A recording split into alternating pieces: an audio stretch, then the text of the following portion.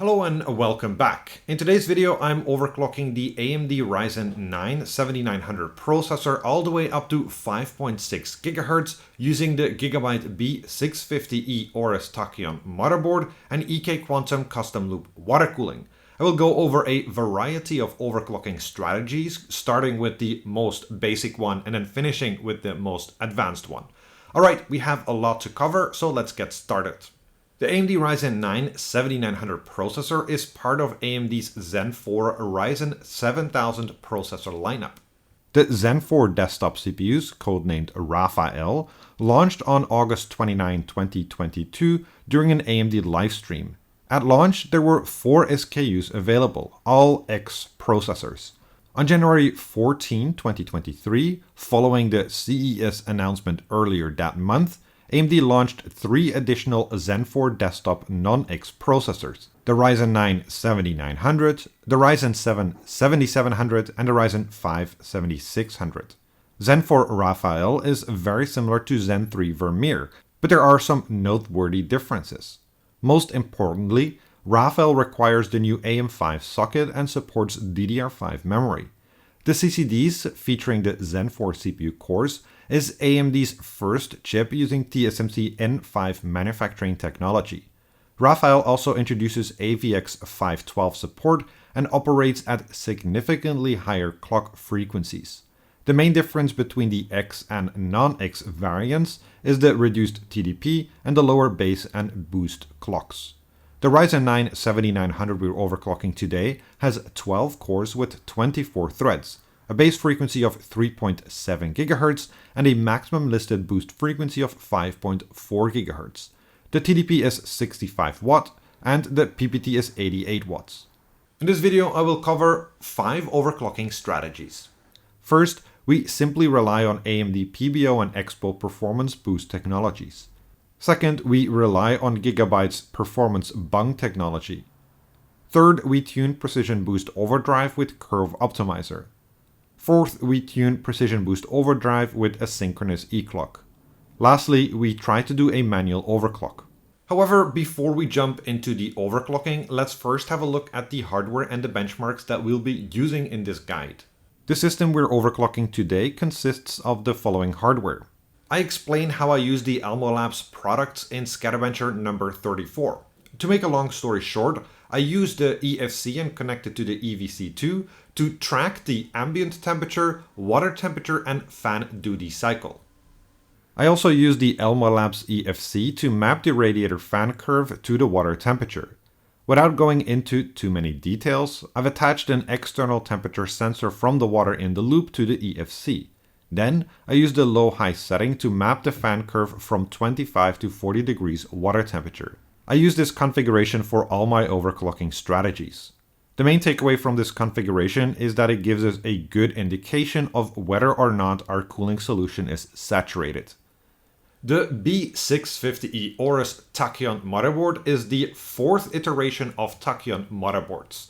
The Tachyon is kind of GIGABYTE's spiritual successor to the OC and SoC motherboards, and the very first Tachyon came with Z590 and the 11900K processor. I overclocked that specific combo in SkatterBencher number 21.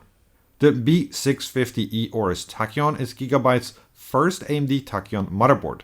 It features the typical 2-DIMM memory layout and many of the overclocking focused features you'd expect from an overclocking motherboard. The features include limp mode, CPU ratio switch, OC trigger switch, and voltage measurement points. We use Windows 11 and the following benchmark applications to measure performance and ensure system stability. Before we start overclocking, obviously we have to check the performance at default settings. Please note that this motherboard out of the box enables Precision Boost Overdrive. So if you want to check the performance at stock settings, we first have to go into the BIOS and switch to Advanced mode. Enter the Advanced CPU Settings submenu. Enter the Precision Boost Overdrive submenu. Set Precision Boost Overdrive to Disable. Then save and exit the BIOS. Note that the Precision Boost 2 boosting algorithm is still active even though we've disabled Precision Boost Overdrive. The standard parameters of the precision boost algorithm for the Ryzen 9 7900 are as follows. It would be remiss of me to not at the very least mention the precision boost C-state boost limiter. I made a specific video on this limiter and I already put that up on my channel. But the long story short is that since AGISA 1003, the C-state boost limiter prevents the CPU from boosting over 5.5 GHz when more than 4 cores are active. The BIOS that I'm using on the Tachyon motherboard has AGISA 1004 and the C-state boost limiter is still present. I can illustrate how it works using Y-Cruncher. Since the Fmax of the Ryzen 9 7900 is 5450 MHz, I first increased the frequency ceiling by setting an Fmax override of plus 200 to increase the Fmax to 5650 MHz. Then I also enable Precision Boost Overdrive to enable higher power limits. Lastly, I use a negative curve optimizer to maximize the boost opportunity. I will talk about these overclocking tools later in the video. Now we can illustrate the C-state boost limiter using the Y-Cruncher BKK component stress test workload. As we increase the number of active cores by setting processor affinity, we monitor the core effective clock in hardware info. As you can see, the frequency is over 5500 MHz when 4 cores are active, but once we add an additional 5th core, the frequency is limited to 5500 MHz. In fact, as we keep increasing the active core count, the cores in CCD0 remain restricted to 5500 MHz. The C-state limiter may have an impact on the maximum performance you can extract when overclocking using Precision Boost Overdrive, as well as determine which kind of OC strategy you want to follow. For more information, I'd like to refer you to the other video that I've already put up on my channel covering very specifically the C-state limiter and the implications of it. All right, let's go back to the performance at stock settings now. Here's the benchmark performance at stock. Here are the 3DMark CPU profile scores at stock. When running Prime 95 small FFTs with AVX 512 enabled, the average CPU effective clock is 4028 MHz with 0.906 volts. The average CPU temperature is 47.1 degrees Celsius. The ambient and water temperature is 22.5 and 29.1 degrees Celsius. The average CPU package power is 90.2 watts. When running Prime 95 small FFTs with AVX disabled, the average CPU effective clock is 4213 MHz with 0.93 volts. The average CPU temperature is 49 degrees Celsius. The ambient and water temperature is 22.7 and 28.7 degrees Celsius, and the average CPU package power is 90.2 watts. Alright, let's go to our first overclocking strategy now. But before we do that, make sure to locate the CMOS clear button. Pressing the clear CMOS button will reset all your BIOS settings to default, which is helpful if you want to start your BIOS configuration from scratch. However, it does not delete any of the BIOS profiles previously saved. In our first overclocking strategy, we leverage AMD's performance boosting technologies Precision Boost Overdrive and extended profiles for overclocking. With the launch of Zen 3, AMD launched an improved version of their Precision Boost Overdrive overclocking toolkit, with the objective of providing end users with even more tools to fine-tune the Precision Boost algorithm. Precision Boost Overdrive 2 builds on the PBO implementation of Zen 2. In addition to the platform overclocking knobs from Zen Plus, PPT, TDC, and EDC, and processor overclocking knobs from Zen 2, Boost Override and Scalar, Precision Boost Overdrive 2 introduces Curve Optimizer. There are essentially 3 levels of Precision Boost Overdrive.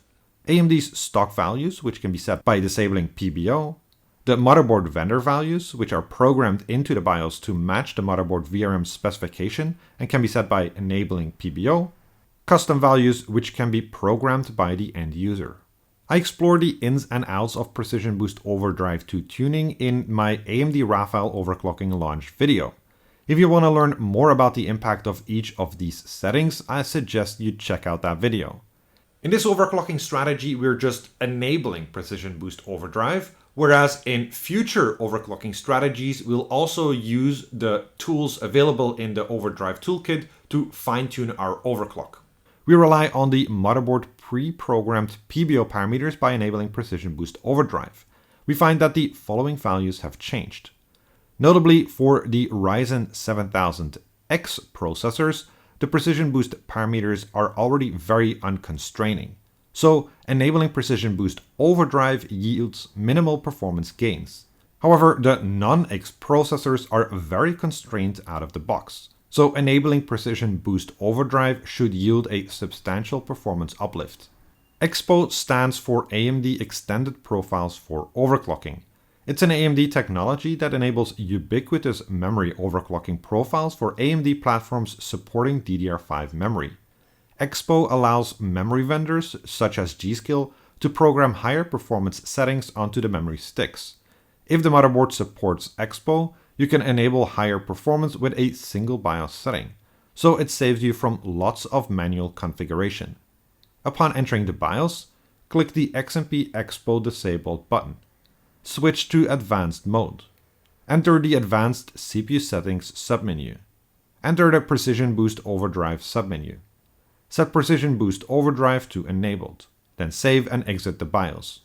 We reran the benchmarks and checked the performance increase compared to the default operation. As expected, enabling Precision Boost Overdrive significantly improves the system performance. After all, the CPU is very limited by the stock Precision Boost values. Unleashing Precision Boost together with enabling EXPO gets us a maximum performance improvement of plus 17.88% in AI benchmark. When running Prime 95 small FFTs with AVX 512 enabled, the average CPU effective clock is 4971 MHz with 1.192 volts. The average CPU temperature is 91.2 degrees Celsius. The ambient and water temperature is 24.2 and 33.5 degrees Celsius. And the average CPU package power is 219.8 watts. When running Prime 95 small FFTs with AVX disabled, the average CPU effective clock is 4993 MHz with 1.2 volts.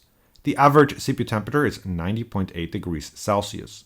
The ambient and water temperature is 23.7 and 32.8 degrees Celsius. The average CPU package power is 204 watts. In our second overclocking strategy, we make use of GIGABYTE's Performance Bung feature integrated in the GIGABYTE BIOS. Performance Bung is a new performance-oriented feature that's included in the GIGABYTE AM5 motherboard BIOSes. The long story short is that it's essentially a preset profile for Precision Boost Overdrive. Specifically, Performance Bung affects two settings: the maximum allowed temperature and an all-core curve optimizer setting. For example, the 90 level 2 profile we're using in this overclocking strategy will set the maximum temperature to 90 degrees Celsius, down from the default of 95 degrees Celsius, and an all-core curve optimizer of -20. You can select your preferred profile based on the maximum temperature you're comfortable with and how well your CPU can undervolt. Obviously, a lower maximum temperature will yield lower CPU frequency in all-core workloads, and a higher negative curve optimizer will push the CPU frequency higher at a similar voltage. Note that Performance Bung does not change any of the power limits. So for non-X Ryzen CPUs, you want to make sure that also PPT, TDC, and EDC is set correctly to maximize the performance boost. Upon entering the BIOS, switch to Advanced mode. Set Performance Bung to 90 level 2. Enter the Advanced CPU Settings submenu. Enter the Precision Boost Overdrive submenu. Set Precision Boost Overdrive to Advanced. Set PBO limits to Motherboard. Leave the Precision Boost Overdrive submenu. Leave the Advanced CPU Settings submenu. Set Extreme Memory Profile XMP EXPO to EXPO 1. Then save and exit the BIOS. We reran the benchmarks and checked the performance increase compared to the default operation. While the Performance Bung feature technically does not overclock the processor, with the adjusted curve optimizer setting, there's still a performance uplift. We get a considerable improvement of up to 20.88% in AI benchmark. When running Prime 95 small FFTs with AVX 512 enabled, the average CPU effective clock is 5087 MHz with 1.192 volts. The average CPU temperature is 89.9 degrees Celsius. The ambient and water temperature is 23.0 and 32.8 degrees Celsius. The average CPU package power is 223.9 watts. When running Prime 95 small FFTs with AVX disabled, the average CPU effective clock is 5106 MHz with 1.198 volts. The average CPU temperature is 90.2 degrees Celsius. The ambient and water temperature is 22.9 and 32.1 degrees Celsius. The average CPU package power is 209.1 watts. In our third overclocking strategy, we will use the Curve Optimizer tool included in the Precision Boost Overdrive 2 Overclockers Toolkit. As I mentioned earlier in this video, Curve Optimizer is a brand new tool that came with the Precision Boost Overdrive 2 Toolkit. It's a very important tool for overclockers because Curve Optimizer allows us to adjust the factory fused VFT curve or voltage frequency temperature curve of each core in our CPU. Higher frequencies or higher operating temperatures require higher voltages. Curve Optimizer adjusts the VFT curve by offsetting the voltages of the factory fused VFT curve.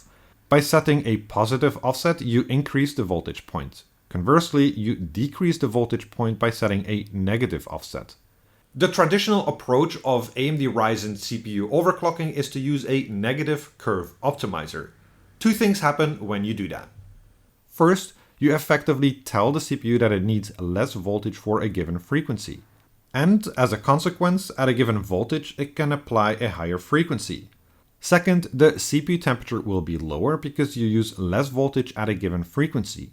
That extra thermal headroom will also encourage the Precision Boost algorithm to target higher voltages and frequencies. As I mentioned already, Curve Optimizer is available on a per core basis, and that gives us a real benefit because some cores can scale in frequency much higher than other cores. The manual tuning process for curve optimizing a CPU can become quite convoluted because it ranges scenarios from light single-threaded workloads all the way up to very heavy all-core workloads. The process that I followed for this CPU was as follows. First, I use a broad tuning approach to get a big picture understanding of the tuning opportunity. Then I narrow down the per core curve optimizer settings to achieve stability in a light workload. Then I verify the stability in an all-core multi-threaded workload.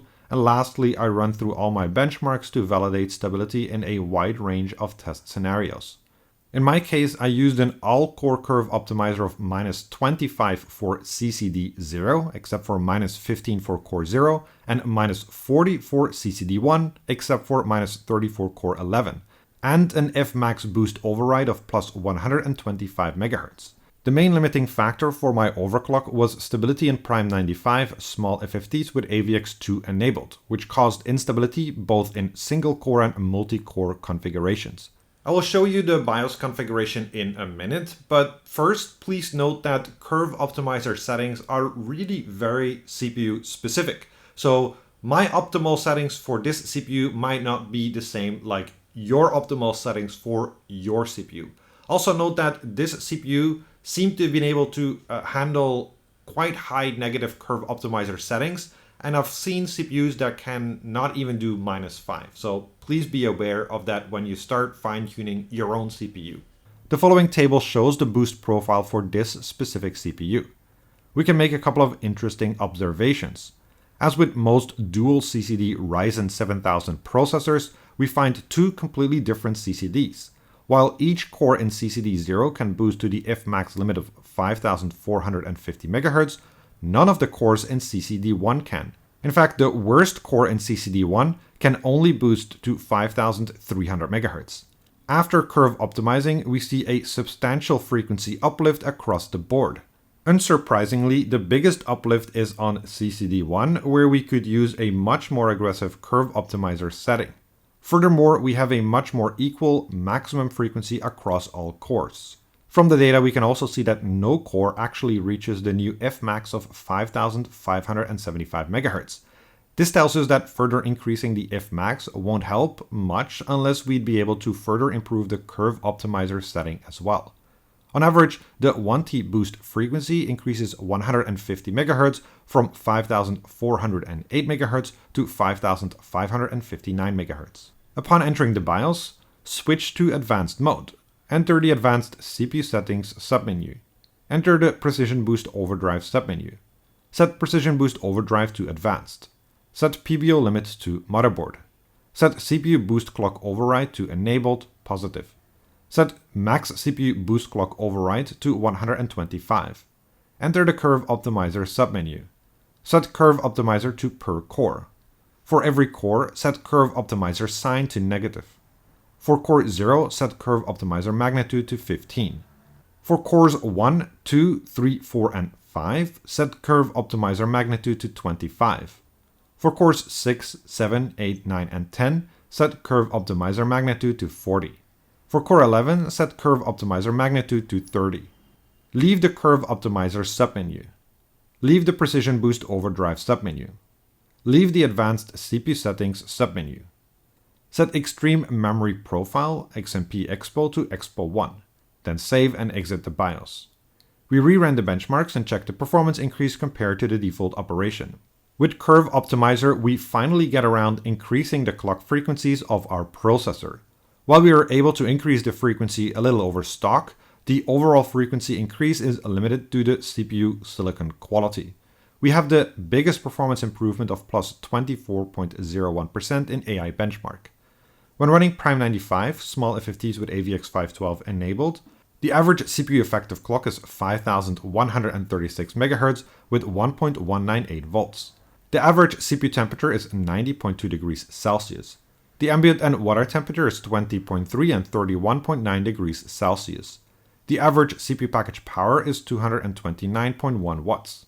When running Prime 95, small FFTs with AVX disabled, the average CPU effective clock is 5140 MHz with 1.201 volts. The average CPU temperature is 89.9 degrees Celsius. The ambient and water temperature is 19.7 and 30.8 degrees Celsius. And the average CPU package power is 212.5 watts. In our fourth overclocking strategy, we take advantage of the return of ECLK mode. ECLK stands for external clock, and it's exactly as the name suggests. We can use an external clock generator. This feature was previously available on Ryzen 2000 Pinnacle-rich CPUs, was then removed, but with Raphael, makes a return. The standard Raphael platform has a 48 MHz crystal input to the integrated CGPLL clock generator.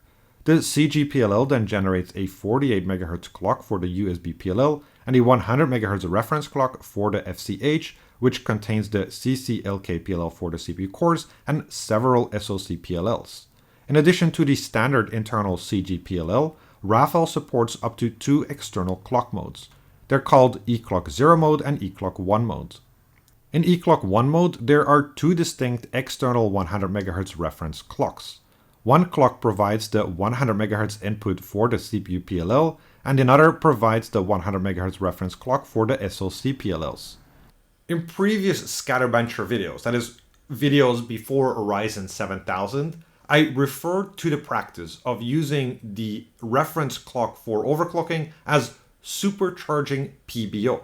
But unlike processors before Ryzen 7000, on Ryzen 7000, using the external clock is actually pretty well supported, and it provides a viable path for overclocking. The overclocking strategy with ECLK is the polar opposite of what we're used to with Ryzen CPUs. Typically, as shown in OC strategy number 3, Ryzen overclocking consists of using Curve Optimizer to add a negative voltage offset to the CPU core VFD curve. By doing so, the CPU will boost to higher frequencies.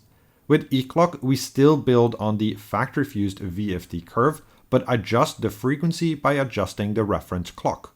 For example, if the precision boost has a VFD point for 5000 MHz at 1.25 volt at 50 degrees Celsius, with an ECLK of 105 MHz, the actual point will be 5250 MHz at 1.25 volt at 50 C. Obviously, the default voltage for this VFD point won't suffice for stable operation. So counterintuitively, we would use a positive curve optimizer to increase the voltages of the VFD point. For example, a plus 30 curve optimizer may increase the voltage by 150 millivolt. One more important point. ECLK also affects the maximum frequency ceiling. With an ECLK of 105 MHz, the new programmed if max for the Ryzen 9 7900 is 5450 MHz multiplied by 1.05 equaling 5722 MHz. That's way too high for this CPU.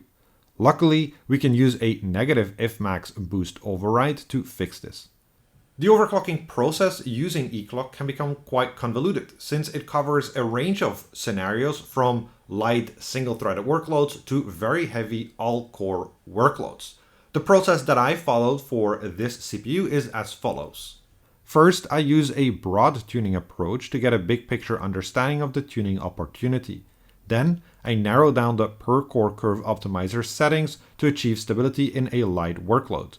Then I verify stability in all-core multi-threaded workloads. Lastly, I run through all my benchmarks to validate stability in a wide range of test scenarios.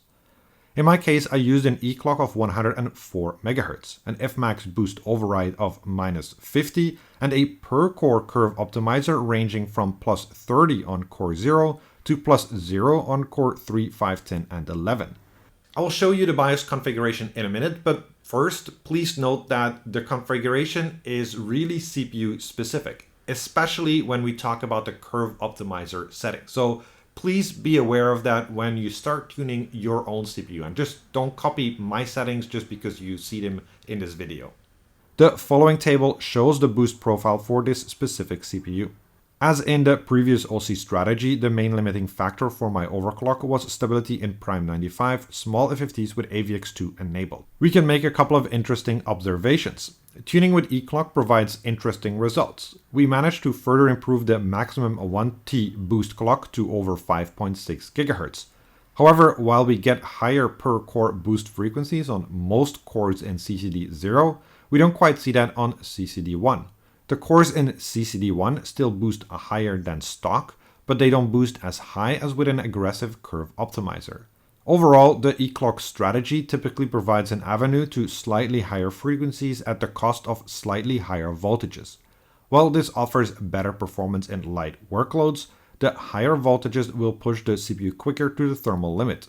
Thus, in heavy workloads, strictly using the curve optimizer tool for undervolting yields slightly better results. Upon entering the BIOS, switch to the advanced mode.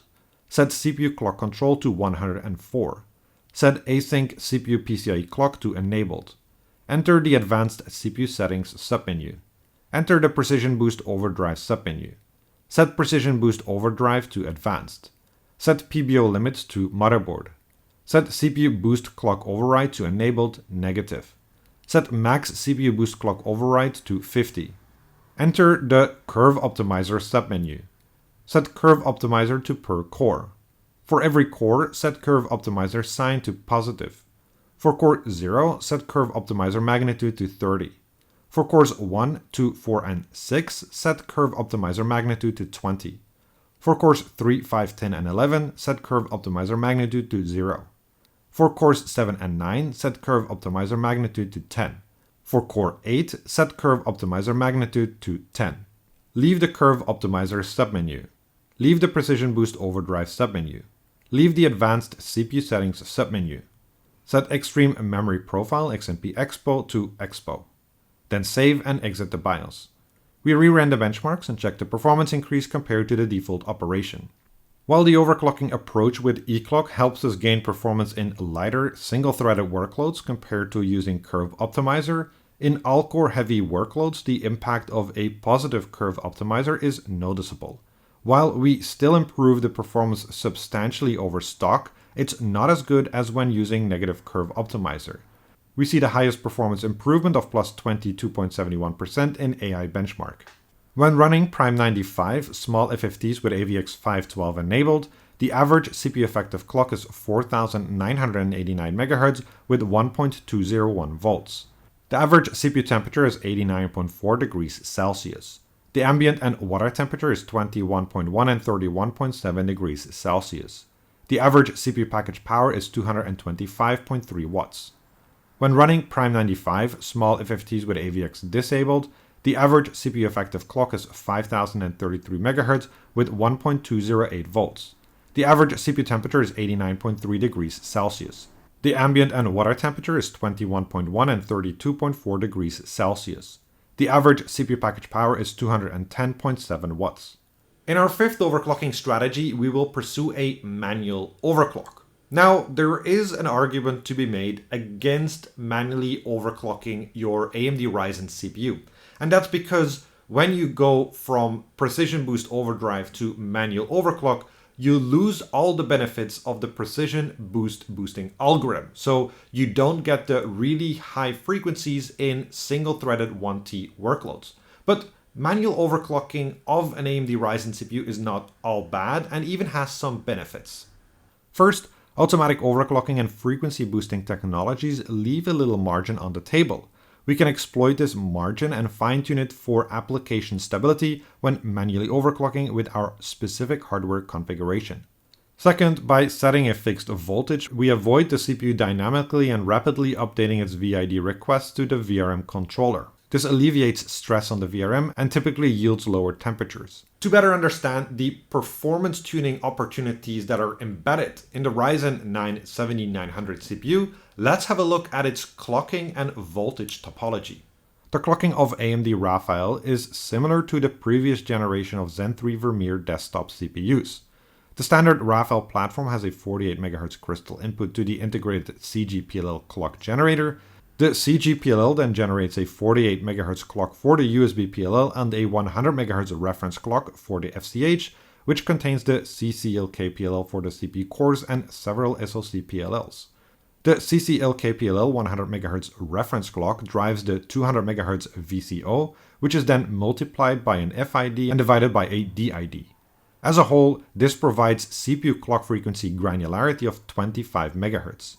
As with Vermeer, each CCX has its own PLL, with the cores within that CCX running at the same frequency.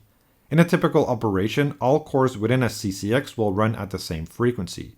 The effective clock will differ if a core is in a different P state. The SoC PLLs include a wide range of PLLs present on the I/O die. However, the SoC PLLs are not particularly relevant for manual CPU core overclocking. As I mentioned in OC strategy number 4, in addition to the standard internal CGPLL, Raphael supports up to 2 external clock modes. However, we won't be using ECLK in this overclocking strategy. From the voltage topology perspective, like Vermeer, the processor still relies on an internal and external power supply to generate the processor voltages. There are 4 primary power supplies from the motherboard VRM to the processor. I've covered the details extensively in my Raphael overclocking video. VDD-CR CPU provides the voltage for the CPU cores in the CCX. On CPUs with multiple CCXs, each CCX has its own VDD-CR CPU voltage rail, but the voltage will be identical. The voltage rails can work in either regular or bypass mode, but on Raphael, it's always in bypass mode. That means the voltage is always equal to the VDD-CR external voltage. VDD-CR VDDM provides the voltage for the L2, L3, and if present, 3D V-cache on a CCX. On CPUs where there are multiple CCXs, each CCX has its own VDD-CR VDDM voltage rail. This rail cannot work in bypass mode, therefore it is internally regulated from the VDD-CR external voltage rail. The default VDDM voltage is 0.95 volt. Choosing the proper manual voltage is always going to be a trade-off between the increased potential for higher frequency and the thermal challenges that come with increased voltage, as well as, of course, the CPU lifespan. It's with that last thought that we kick off our manual tuning process. The limiting factor will always be our cooling solution, because power consumption scales exponentially with operating voltage, and operating temperature scales somewhat linearly with power consumption. The maximum voltage will be determined by the application we're tuning for. So the first step in our tuning process would be deciding on the stress test representing our worst case scenario. In this case, I pick the 30-minute Prime 95 small FFT's non-AVX stress test. The next step is to set a fixed CPU ratio and check the maximum temperature when running our workload. If there's thermal headroom left, increase the operating voltage. Once we know the maximum voltage, we tune the CCX ratio. Simply increase the CPU ratio until the application shows instability, then back off. This approach will give you the maximum stable per CCX frequency for a given voltage. In our case, we end up with a CPU ratio of 54.25x for CCD0, 53.50x for CCD1, and a core VID of 1.235 volt. During our stress test, this yields a CPU voltage of 1.2 volt and a CPU temperature of 94.8 degrees Celsius. Upon entering the BIOS, switch to advanced mode. Set CPU ratio mode to per CCX. Set CCD0 CCX0 ratio to 54.25. Set CCD1 CCX0 ratio to 53.50. Set Extreme Memory Profile XMP Expo to Expo 1. Set CPU vCore to 1.235. Then save and exit the BIOS. We rerun the benchmarks and check the performance increase compared to the default operation. As expected, we see a performance deficit against stock performance in some benchmarks, as manual overclocking doesn't benefit from the Precision Boost 1T frequency. However, the performance deficit is not as bad as I had expected. In multi-threaded applications, however, we see a nice performance uplift across the board, up to plus 24.57% in AI benchmark. When running Prime 95 small FFTs with AVX 512 enabled, unfortunately, the CPU is not stable. This is a deliberate choice on our side, as we decided that Prime 95 with AVX 512 enabled is not a representative worst-case workload for our system. When running Prime 95 small FFTs with AVX disabled, the average CPU effective clock is 5379 MHz with 1.199 volts. The average CPU temperature is 94.8 degrees Celsius. The ambient and water temperature is 23.5 and 32.8 degrees Celsius, and the average CPU package power is 215.8 watts. Alright, let's wrap this up. The overclocking experience with the AMD Ryzen 9 7900 for me was a little bit of a mixed bag. On the one hand, it's very nice to see that there's still a little bit, or actually quite a bit, of performance to be unlocked for those people that are ready to dig into the details. On the other hand, I wasn't particularly lucky with this CPU. I definitely didn't win the silicon lottery with this one. I could only overclock to 5.6 GHz. In the end, the overclocking experience, or the overclocking process with non-X Ryzen 7000 processors, is very similar to the overclocking process with X processors. Basically, it boils down to this: enable Precision Boost Overdrive, set the Fmax boost override as high as possible, use a very aggressive negative curve optimizer, and enable Expo. And that will give you pretty much all of the performance that you can get from the CPU. Anyway, that's it. Thank you very much for watching, and I also want to thank the patrons for the support. As per usual, I will have a written version of this video up on my blog if you want to read through the settings or check my performance results. As per usual, if you have any questions, feel free to drop them in the comment section below, and see you next time.